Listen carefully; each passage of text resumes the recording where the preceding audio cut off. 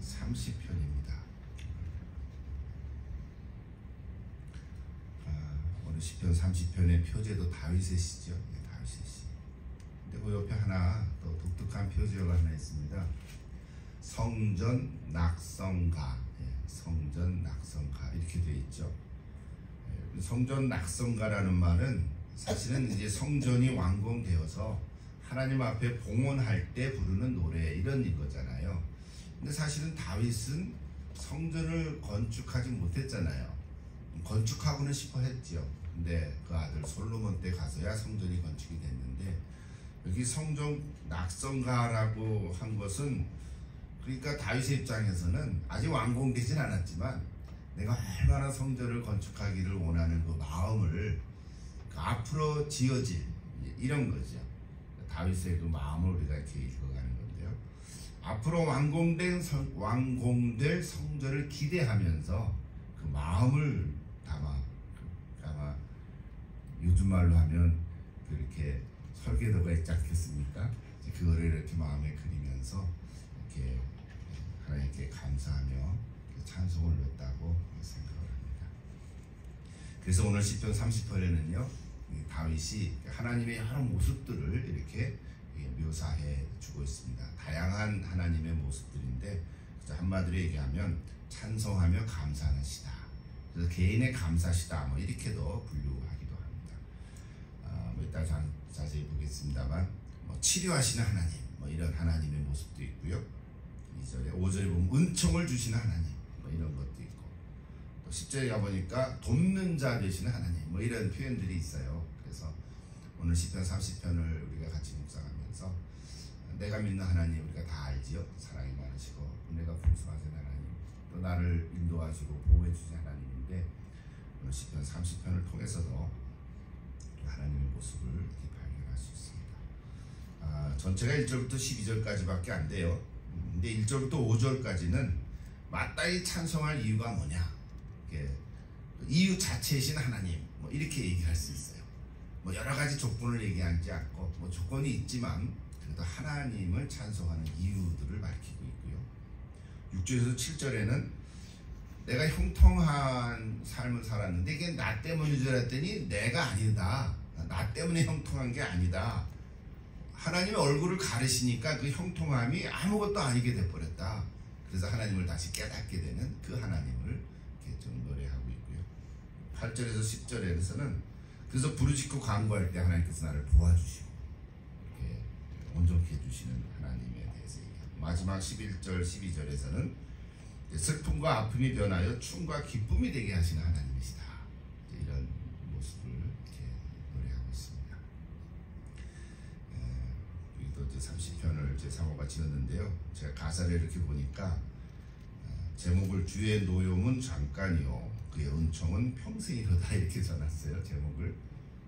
근데 이거는 이제 첫째 부분의 1절부터 5절 사이에 4절과 5절을 가사로 쓰면서 이렇게 노래를 지은 거고요. 찬송의 이유가 되신 하나님이죠. 그리고 그 후반부의 가사는 결론 부분이 11절과 12절 가사로 또 이렇게 지어놨어요. 그래서 아주 가사가 잘 지어진 노래인데요. 곡도 이렇게 불러보니까 그렇게 크게 어렵지 않습니다. 오늘 11월 마지막 감사의 달 30일 날 감사하라 하는 가사가 두 번 나오거든요. 4절과 12절. 자, 우리 먼저 첫 문단을 좀 들어보고 이따 같이 따라해 보실까요?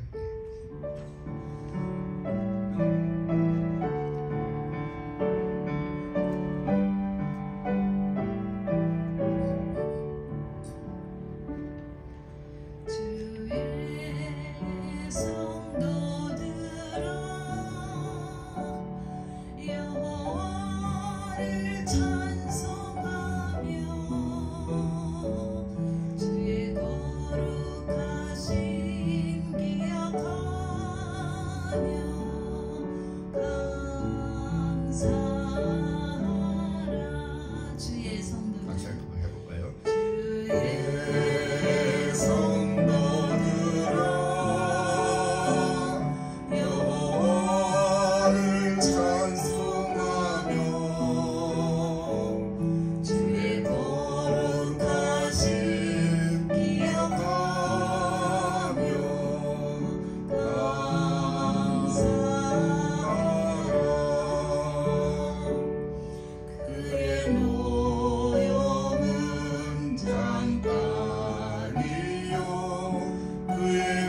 정은 평생이라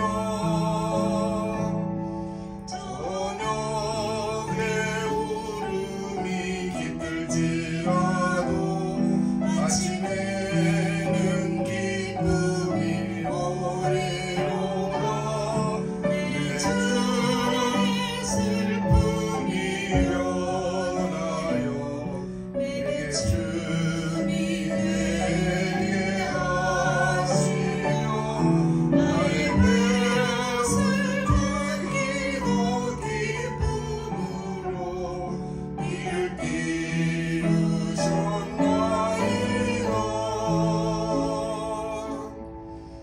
내가 잠잠하지 아니하고 주를 찬송하게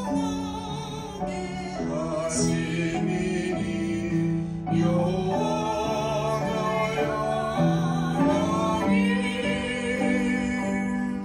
주께 영원히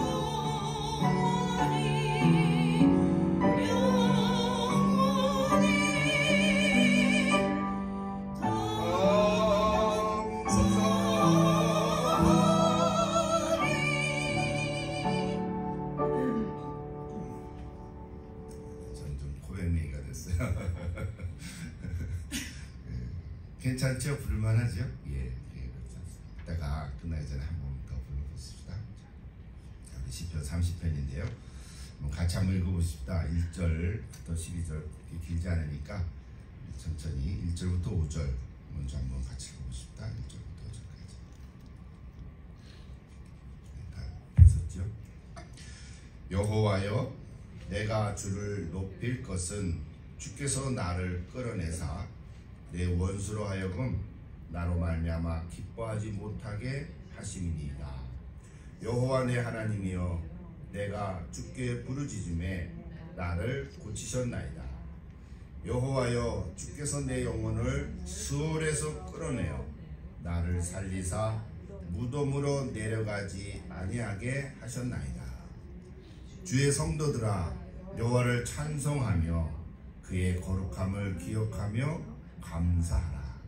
그의 노염은 잠깐이요 그의 은총은 평생이로다. 저녁에는 울음이 깃들지라도 아침에는 기쁨이 오리로다. 같은데요. 끝까지 다 읽고 하십니다. 계속 읽어가십니다. 내가 형통할 때에 말하기를 영원히 흔들리지 아니하리라 하였도다.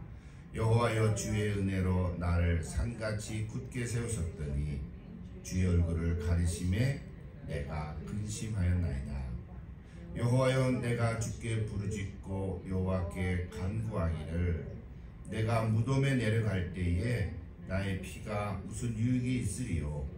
진토가 어떻게 주를 찬송하며 주의 진리를 선포하리이까. 여호와여, 들으시고 내게 은혜를 베푸소서. 여호와여, 나를 돕는 자가 되소서 하였나이다. 주께서 나의 슬픔이 변하여 내게 춤이 되게 하시며 나의 베옷을 벗기고 기쁨으로 띄우셨나이다.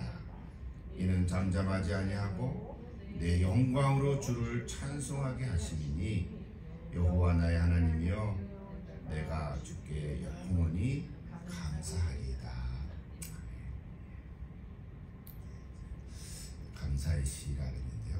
먼저 1절부터 5절은 알겠지만 찬송의 이유이신 하나님, 찬송의 이유이신 하나님, 세 가지인데요. 1절, 2절, 3절 하나씩 보면서 그 이유가 뭔가 한번 볼 수 있습니다. 1절을 처음 보면 여호와여, 내가 주를 높일 것은 그랬죠. 찬송하며 감사하는 것, 이렇게 시작을 하는데요. 1절에 보면 여호와여, 내가 주께 높일 것은 주께서 나를 끌어내사 내 원수로 하여금 나로 말미암아 기뻐하지 못하게 하십니다 그랬죠. 여기 끌어낸다는 단어가 중요한데요. 끌어낸다. 히브리어는 달라라고 그러고 달라. 한국말로도 달라 그러는데 달라라는 단어를 썼더라고요. 근데 이거는 운물에서 물을 길어 올린다는 뜻이랍니다. 운물에서 물을 길어 올린다. 근데 여러분, 운물에서 물을 길어 올리려면 어떻게 올려야 됩니까? 예, 두레박을 누군가가 두레박을 내려서 포를 내야 되잖아요. 아니면 뭐 공사를 해가지고 뭐 수도 펌프를 해가지고 모터를 돌려가지고 올라오든지 이래야 되잖아요. 그러니까 물 스스로가 우물 밖으로 올라올 수는 없잖아요. 그런 의미인 거죠. 예, 그래서 그 단어를 쓴 거예요. 끌어낸다, 뭐 끌어낸다 이제 이런 단어인데 히브리어의 그 뜻을 설명한 거예요. 근데 그래서 세번역에서는 그래서 뭐라고 번역했냐면 수렁에서 건져주사 이렇게 번역을 했어요. 그러니까 이게 하나의 비유적인 얘기인 거죠. 주께서 나를 끌어내서 어디서부터 끌어냈을까요? 수렁에서, 어려운 곳에서, 원수가 나를 해하는 곳에서, 뭐 이런 거죠. 그러니까 요즘 말로 하면 힘들고 어려운 고난의 현장에서 뭐 이렇게 얘기할 수 있죠. 예, 나를 잘 못되게 하거나 정말 어떤 어려움에 처했거나 뭐 이런 곳에서부터 나를 끌어내사 이렇게 우리는 이제 해석하고 우리에게 적용하는 것입니다. 그러니까 그 단어는 참 재미난 단어였는데 우물에서 물을 끌어낸다 이런 뜻이었는데 누군가에 의해서 끄집어내야 되거든요. 스스로 나올 수 없다는 거죠. 그러니까 우리가 어떤 수렁에 빠졌거나 뭐 어려움에 처했을 때는 내 스스로 나올 수 없다. 이런 하나의 의미가 여기서 우리가 찾아볼 수 있습니다. 그래서 이제 우리는 이렇게 적용하는 거예요. 지난날 돌이켜보면 오늘 또 감사의 달, 우리 지난번 감사주일다 얘기했지만 정말 하나님의 은혜가 없었으면 이런 거죠. 하나님의 은혜가 없었다면 내가 좌절과 절망의 구렁텅이에서 허우적대는 나를 하나님께서 끄집어내지는 못했을 것이다. 이런 거죠. 이런 거죠. 하지만 하나님께서는 우리를 저나 여러분아 우리를 어떤 그 자리에서 그 수렁의 자리에서 그 여러 가지 얘기할 수 있죠. 뭐 고통의 자리일 수도 있고 몸이 아파서 어떤 아픔의 자리일 수도 있고 외로움의 자리일 수도 있고 그죠? 정말 포기하고 싶은 자리일 수도 있고 정말 우리 욥의 얘기를 하면은 정말 인내가 다 소진이 돼가지고 정말 인생의 마지막 자리에 있는 뭐 그런 자리일 수도 있고 여러 가지 상황을 얘기할 수 있죠. 그런 자리에서 하나님이 나를 끌어내 주셨다. 그래서 때를 따라 돕는 은혜를 얻기 위하여 이 생각이 났어요. 히브리서 말씀이잖아요. 때를 따라 돕는 은혜를 얻기 위하여 히브리서 3장 14절에 그런 고백했습니다. 그래서 오늘도 우리가 하나님께 나가서 기도하고 찬송하고 감사할 이유는 찬송할 이유는 나를 끄집어내 주셨다. 그것이 은혜입니다. 자, 두 번째 2절을 보면요. 하나님은 다윗의 부르짖음을 들으시고 고쳐주셨다 그랬죠. 고쳐주셨다. 이것이 실제적인 어떤 신체적인 질병인지 어떤 영적인 그런 아픔인지 뭐 알 수는 없지만 중요한 것은 연약한 부분이 있는 거죠. 그래서 우리 기도할 때 영육간에 강건하게 해주옵소서 그런 기도하지 않습니까? 여러분 육신이 뭐 감기 하나 걸려도 이게 힘들다고요. 그렇잖아요. 이제 그러니까 육신이든 영적이든 뭐 마음적인 거든 우리의 연약함을 고쳐주셨기 때문에 하나님께 뭐예요? 찬송한다. 다윗은 그런 거죠. 다윗도 병에 걸린 거예요. 사실 다 표현되지 않았지만. 그래서 우리 출애굽 25장에 보면 치료하시는 하나님을 뭐라고 그럽니까? 여호와 라파. 그거는 알고 계시죠? 여호와 라파. 여호와 라파 되시는 하나님. 예. 출애굽에 보면은 불뱀에 물려서 아파하는 사람들을 그때는 뭐 약도 없고 치료할 수 없이 하나님이 어떻게 하셨어요? 모세를 들어서 야, 너 지팡이에다 노술 이렇게 핑핑 감아서 뱀처럼 만들어라. 그래서 노뱀을 휙 드니까 그걸 쳐다보는 사람은 낫고 그런 게 어딨어 하고 안 쳐다보는 사람은 죽었단 말이에요. 자, 그때 그 사건을 보면 재미난 거지. 쳐다만 보면 낫다. 그걸 그냥 믿으면 낫고. 안 쳐다보려고 하는 그 남편을 아내가 목을 확 돌려서 쳐다봤는데 났는데 목이 다쳤다는 거 아니에요? 그런 웃기는 얘기죠 사실은. 그런 일이 일어날 수도 있었어요 실제로. 요즘도 여러분 병원에 가보면은 이렇게 참 싫어하는데 이렇게 지팡이 하나가 뱀처럼 이렇게 빙빙빙 감은 게 그게 하나의 로고 형태가 됐잖아요. 병원에 가보면 그렇게 돼 있잖아요. 그래서 저는 그거를 처음에는 부정적으로 뱀처럼 생각했는데 이 노뱀을 생각하면서 아 맞다 병원에 가면 치료해 주신다. 근데 의사나 간호사가 치료해주고 그런 것보다도 하나님이 치료해주신다 한 마음으로 병원을 가보세요.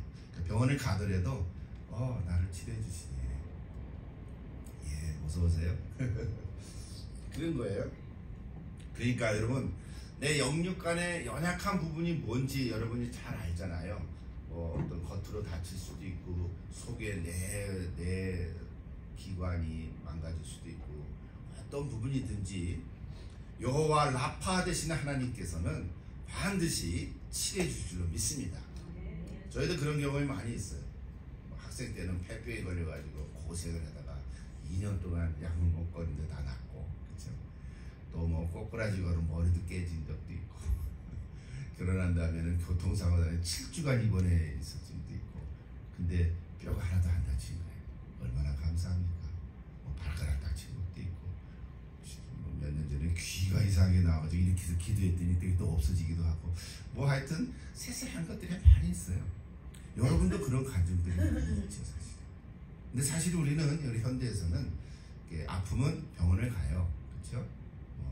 의사 진찰도 받고 또 약도 먹고, 이거 참 도움이 돼요.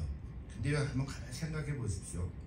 의사나 약사의 도움을 받기도 하고 내가 스스로 좋은 음식을 먹으려고 애를 쓰고 노력도 하지요. 그러나 궁극적으로 회복해 주시는 분은 누구예요? 하나님이십니다. 세상 사람들은 그렇게 말 안 하지요. 그래도 이거는 원리예요.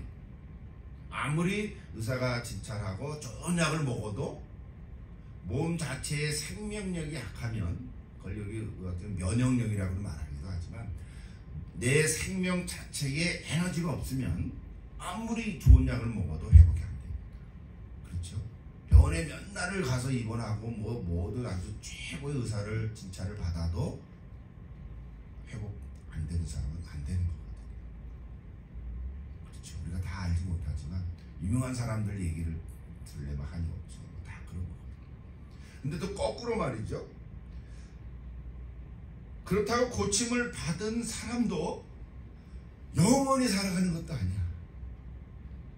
안 그렇습니까? 내 하나님에서 고침을 받았어. 병원에 가서 마쳤지. 하여튼 고치는 분은 하나님이라 했으니까 내 고침을 받았는데 그렇다고 영원히 사는 것도 아니야. 고침을 받은 사람도 우리는 언젠가는 이 세상을 떠나잖아요. 좀 말이 길어졌지만, 그래서 우리는 뭐 어떻게 생각하냐면, 내가 영육간에 연약한 부분이 있을 때 우리는 하나님께 간절히 기도하는 거예요. 고치시는 분은 누구예요? 하나님이시거든요. 그래서 하나님께 간구하는 거예요. 하나님 고쳐주세요. 근데 안 고쳐질 경우도 있다 이 말이에요.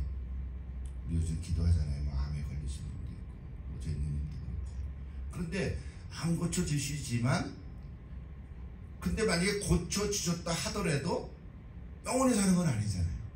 그러니까 고쳐지든 혹 고쳐지지 않든 그거 다 누구로부터? 하나님께서 하신 것이다. 이 마음을 가지면 평강을 누릴 수 있어요. 평강을 누릴 수 있어요. 그래서 제 누님이 지금 암하면서 최근에 또 왔어. 이제 사도행전 이제 바울로 13장으로 넘어가는데 그 지도 같은 거를 좀 보내달라고 그러는 거예요. 1차, 2차, 3차, 4차 여행 있잖아요. 그 지도를 어떻게 보냅니까? 그래서 또 이렇게 해가지고 이제 좀 도움이 될 만한 거에서 이제 보냈는데, 그 마음을 참 귀하다고 생각하는데, 나면 얼마나 좋아요, 그죠? 근데 이틀 아버지 투석을 하니까 가지도 못하고 얼마나 답답하고 이랬겠어. 그래도 내가 여기 온 거는 복음을 전하기로 왔으니까 내가 또 방송성이라도 조금은 하면 좋겠다. 그 마음을 가지고 귀하잖아요. 이게 기도하는 거예요. 그러니까 어떤 분은 또 암치료가 완전히 또 낫는 경우도 있어요. 발색이죠. 그거 얼마나 감사해요. 그러니까 오늘 우리가 기도하죠. 2절에 좀 길어졌습니다만, 다윗의 그 찬송, 하나님을 찬송할 이유는 나의 연약한 부분을 고쳐주셨다고 감사하는 거예요. 찬송하는 거예요. 그러나 오늘 우리는 고침을 받아도 그렇지 못한다 하더라도 하나님의 은혜다. 하나님의 것, 하나님이 하시는 것이다. 그 마음을 가지면 우리는 찬송할 수 있을 줄 믿습니다. 여러분 항상 찬송하십시오. 오히려 거꾸로요. 병이 아직 안 났는데도 감사하고 막 찬양을 부르면요 내 속에 있는 그 못된 세포들이 다 떠나갑니다. 힘을 발휘 못하는 걸 봤어요. 그죠? 네. 여러분들 그런 간증들 들어본 거 있어요. 내가 여전히 이게 못된 것들이 있는데 아이 그래라 뭐 너는 그래라 나는 살다 그리고 찬송 그리고 감사하고 항상 기쁘게 생각하니까 얘가 어느새 모르게 없어져요. 할렐루야. 예. 여러분 오늘 2절을 여호와 라파 이거 하나만 기억하고 가도 여러분 오늘 감사하는 이유가 있습니다. 3절 보십시다. 찬송할 이유가 뭐예요? 다윗은 지금 자신의 영혼을 수월에서 하나님이 건져주셨다고 고백하는 거예요. 수월이라는 단어를 여러분 아시죠? 죽은 자의 영혼이 머무는 거 우리는 음부 이렇게 얘기하는데 물론 완전히 죽은 건 아니죠 아직. 그죠? 수월 같은 이런 거죠. 그러니까 이 수월이라는 단어의 의미를 의미적으로 얘기하면 이게 관계가 끊어진 것 같은 느낌, 하나님과의 단절한 거예요. 얼마나 힘들어요. 여러분 예수 믿고 신앙생활을 하는데 뭔가 하나님과 관계가 끊어진 것 같은 느낌이 있으면 어떻게 해야 돼요? 제일 우선순위를 빨리 연결해야 돼. 다시 뭔가가 막고 있으면 그것부터 풀어야 돼. 다른 거 다 벗어나고. 그렇죠? 마치 우리 육체에 뭐 질병이 있으면 여러 가지 뭐 다치고 뭐 이런 거 있어도 이 피 순환이 안 된다. 그것부터 고쳐야 돼. 일초에 1분에도 뭐 70번 뛰잖아요. 그죠? 그러니까 이 피가 얼마나 혈관이 얼마나 중요한지. 관계가 끊어지면 안 돼. 그래서 이 끊어진 관계들을 하나님께서 다시 회복해 주시고 그걸 찬양하지 않을 수 없다. 자, 1절부터 3절을 정리하면요. 그래서 다윗이 하나님을 찬송할 수 없는 이유를 세 가지를 얘기했죠. 끌어내 주셨다, 고쳐 주셨다, 또 살려 주셨다. 근데 이게 다 과거형으로 썼다는 거예요. 과거형으로. 그러니까 지난날에 경험한 하나님의 은혜를 지금 현재에 기억하면서 찬송하고 감사하고 있다는 거예요. 오늘날 저와 여러분도 같죠. 우리 현재의 모습은 혹 그렇지 않을지라도 지나간 날들을 특별히 2023년 한 해를 돌이켜보면서 우리가 감사하고 하나님께 찬송을 드리지 않았겠어요. 그러니까 우리도 마찬가지예요. 지난 날들을 생각하면서 나를 어려움에서 이끌어주시고 연약한 부분을 고쳐주시고 또 단절된 관계를 회복해 주신 그 하나님의 은혜를 생각하면서 우리가 하나님을 찬송합니다. 맞죠? 그래서 4절에서 다시 이렇게 선포하고 있어요. 4절 같이 한번 다시 읽어보세요. 4절 5절인데 주의 성도들아 여호와를 찬송하며 그의 거룩함을 기억하며 감사하라. 아멘. 예. 그러나 그 찬송과 감사 속에는요 항상 좋은 일만 있는 건 아니에요. 그래서 5절을 보세요. 그 5절이 나오는 거예요. 그의 노여움은 잠깐이요 그의 은총은 평생이로다. 저녁에는 울음이 깃들지라도 아침에는 기쁨이 오리로다. 예. 서로 대조되는 단어를 썼죠. 노여움, 은총, 울음, 기쁨 이런 거잖아요. 이게 대조되는 단어를 쓰면서 하는 시적으로 이제 표기하고 있는 건데요. 여러분 노여움은 잠깐이고 은총은 오래 갑니다. 하나님의 노여움은 잠깐이에요. 이게 오랜 것 같지만 잠깐이에요. 한번 생각해 보십시오. 우리가 우리 인생을 내가 60년 살았다 할 때 그 아픈 기억이 너무 커서 그렇지 실제로 아픈 날은 얼마나 되겠어요? 아프지 않은 날이 더 많잖아요. 그렇지 않습니까? 우리 감기 걸려도 한 일주일 이렇게 아프면 그 다음에 한 달은 또 안 아픈 거잖아요. 근데 우리 아픈 기억이 더 크거든요. 그러니까 마찬가지겠죠. 예, 노여움은 잠깐이요 은총은 오래다. 또 저녁에는 슬픈 마음이었지만 아침에는 다 사라지고 기쁨이 다시 샘솟는 거예요. 이거 얼마나 좋습니까? 칠흑같이 어둠이 긴 것처럼 느껴도 마치 터널을 통과하는 것처럼 터널 끝은 햇빛이 비치는 기쁨의 대로감이잖아요. 그때를 생각하면 고난과 눈물 중에도 우리가 감사와 찬송을 해야 됩니다. 그래서 1절부터 5절까지가 너무 좋은 거예요. 사실 이것만 해도 돼요. 사실은 시간이 좀 많이 갔죠. 이제 둘째, 셋째는 빨리빨리 그냥 지나가 봅시다. 자, 두 번째 부분 보십시다. 6절, 7절. 다윗은 자신이 누리고 있는 형통함의 원인을 처음에는 자신이 잘해서 그런 줄 알았다는 거예요. 그런데 그것이 영원히 흔들리지 않을 것이라고 생각했지만 또 자신이 어떤 특별한 실수를 하지 않는 이상은 그건 계속 유지될 것이라고 확신했었지만 주님이 얼굴을 가리시자 이거 이제 그런 단어가 중요하죠. 정확히 뭐라고 표현해요? 7절이 나오죠. 주의 얼굴을 가리시며 그랬어요. 주의 얼굴을 가리시며 내가 근심하였나이다. 이런 주의 얼굴을 가리시면 뭐 어쩔 수가 없죠. 철옹성 같은 나의 영원함이 형통함이 한순간에 무너지는 거예요. 하나님의 은혜가 없으면 우리는 무너지고 맙니다. 그래서 그런 찬양이 있잖아요. 나를 부르신 것도 하나님의 은혜고 나를 살게 하는 것도 하나님의 은혜고 모든 것 다 하나님의 은혜다. 그런 찬양도 있어요. 자, 세 번째 부분 봅시다. 8절에서 10절. 요것도 그래서 자기 자만함과 만족에 휩싸여서 살았던 다윗이 자신의 잘못을 깨닫고 하나님께 부르짖으며 다시 간구하는 거예요. 그러니까 우리 삶에 형통하게 된 것은 그 원인이 무엇이라고 생각하든지 오늘 이 세상에는 돈이라고 할 수도 있고 사람, 지위나 권력, 자기 경험, 배경 이런 거 많이 다양하게 얘기할 수 있지만 사실은 그거를 붙들면 다 없어지고 만다는 거예요. 그래서 우리는 뭐예요? 뭘 붙들어요? 하나님의 은혜를 붙들고 이제 그것이 이제 8절에서 10절까지 내용이에요. 그래서 나를 돕는 자가 되게 그렇게 되라는 거죠. 아까 앞에 부분을 제가 시간을 너무 많이 써서 이제 마지막 부분 봅시다. 11절, 12절 같이 봅시다. 같이 한번 읽어볼까요? 11절, 12절. 주께서 나의 슬픔이 면하여 내게 춤이 되게 하시며 나의 베옷을 벗기고 기쁨으로 띠띠우셨나이다.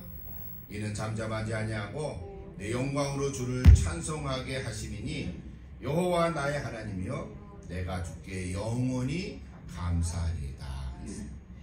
이거 뭐 하나씩 또 풀어가는 시간이 가서 제가 대신 메시지 성경을 제가 보니까 너무 좋은 거예요. 잘 들어보십시오. 제가 이제 띄울 수는 없는데 주께서 내 하소연을 들으시고 내 격한 탄식을 소용돌이 춤으로 바꾸셨습니다. 내 검은 상장을 떼어내시고 들꽃으로 나를 꾸며 주셨습니다. 내 안에 노래가 치올라 가슴이 터질 것만 같습니다. 도저히 잠잠하지 않을 수가 없습니다. 하나님, 나의 하나님, 감사한 이 마음 어찌다 전할지 모르겠습니다. 굉장히 의역했지만 마음에 이렇게 뭉클하게 와닿는 것을 느꼈어요. 다시 보세요. 나의 슬픔이 면하여 춤이 되게 하신다는 말은 뭐라고 했어요? 내 하소연을 들으시고. 여러분 다 하소연이 있죠. 우리가 다 안 해서 그렇지. 아마 그거 풀어내면은 하루 종일 해도 모자랄 수도 있어요. 여러분 하소연 다 있지 않겠어요? 하소연을 하나님이 들으시고. 사람한테 풀지 말고 하나님한테 하소연을 하세요. 하나님께서 들으시고. 그 다음 뭐래요? 내 격한 탄식을 소용돌이 춤으로 바꾸셨습니다. 내가 소용돌이 춤이 뭘까 하는데 그냥 춤을 그냥 이렇게 치는 게 아니라 너무 저서 그림을 보면서 추는 그런 춤이 있죠. 하나님이 나한테 격한 하소연을 들어서 가지고 너무 기분이 좋은 거예요. 그 다음 보세요. 나의 베옷을 벗기고 기쁨으로 띠띠우셨다는 단어를 검은 상장을 떼어내시고. 검은 상장은 어때 다나요? 누가 돌아갔을 때 이렇게 검은 리본 달잖아요. 그 얘기예요. 검은 상장을 떼어내고 그다음 이 단어가 너무 들꽃으로 나를 꾸며주셨습니다. 하다 장미가 아니고 그냥 들꽃이야. 들꽃으로 나를 꾸며주셨다. 얼마나 그 운치가 있는 시적인 단어입니까? 하나님이 오늘 저와 여러분을 이렇게 만들어줄 줄 믿습니다. 그리고 어떤 슬픔이 있더라도 검은 상장을 떼어내고 거기에 들꽃을 그냥 아무 흘러다니는 꽃 하나, 예쁜 노란 꽃 하나 해가지고 머리에 꽂아도 돼. 마치 그런 하나님의 위로하심이죠. 그래서 마지막 절이에요. 내 안에 노래가 치올라 가슴이 터질 것만 같습니다. 도저히 잠잠하지 않을 수가 없습니다. 하나님, 나의 하나님, 감사한 이 마음 어찌다 전할지 모르겠습니다. 이렇게 번역하니까 너무 좋은 거예요. 여러분 혹시 메시지 성경에 쓰면 자주 이렇게 보십시오. 그래서 저는 이렇게 마지막 썼어요. 하나님은 나의 전부이십니다. You are my everything. 그 찬양곡 있잖아요. 여러분 그렇게 고백할 수 있나요? You are my everything. However. 그 다음에 but. 그 다음에 뭐 이거 나오면 안 되겠죠. 하나님 나의 전부이십니다. 이쯤 되면요 찬성할 만한 어떤 조건이나 이유가 필요 없는 것 같아요. 그냥 하나님 한 분 그 자체만으로 우리가 찬성할 수 있어요. You are my everything. 여러분 뭐 I love you. 여러분 인생이 뭐 있나요 사실은? 뭐 그렇게까지 생각을 하시잖아요. 그렇잖아요. 오늘 11월 30 감사달 마지막 보내면서 여러분 찬성과 감사하는 이유 다시 한번 이렇게 정리를 하시고 여전히 혹시 하나님이 아니라 하나님이 내게 주신 그 무엇 때문에 감사하고 있다면 뭐 그런 부분이 없지 않겠지만 그러나 이제는 다시 20편 30편을 통해서 그래요 하나님 하나님이 내게 이것도 주시고 병도 낫게 해주시고 고쳐주시고 수렁에서 건져주시고 다 좋은데 사실은